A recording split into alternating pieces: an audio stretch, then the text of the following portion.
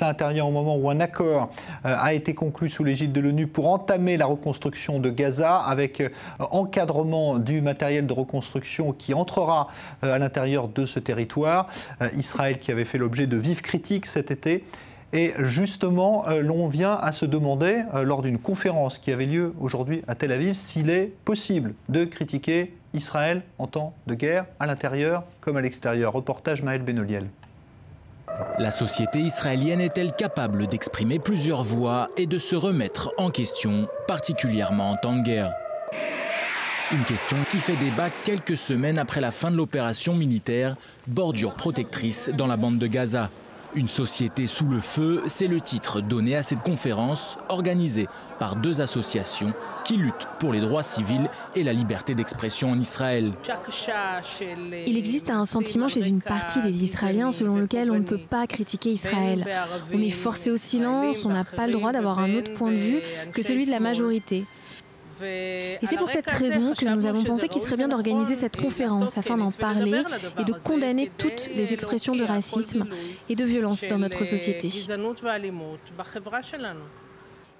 Nous avons pu constater des phénomènes de racisme et de violence pendant la guerre.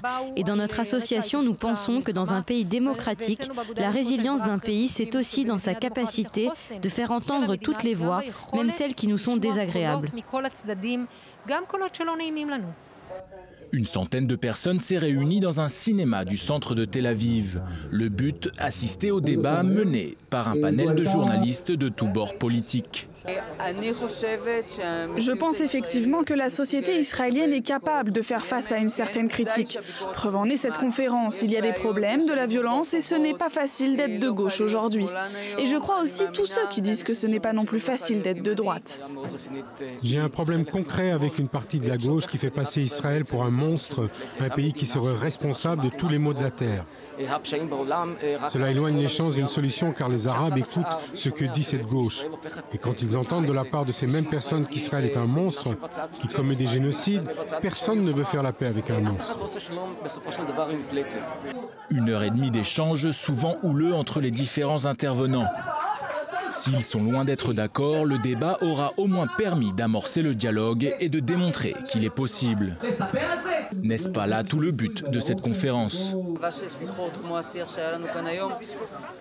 J'espère que les discussions que nous avons eues aujourd'hui peuvent être un début de progrès dans le dialogue pour que dans un futur proche, à la prochaine guerre, nous puissions avoir un vrai dialogue. C'est mon souhait en tout cas. Je comprends les bonnes intentions de cette gauche qui nous dit de faire attention à ne pas tuer des innocents. Mais malheureusement, dans la plupart des cas, cela renforce la propagande antisioniste, anti-Israël et plus grave encore, antisémite.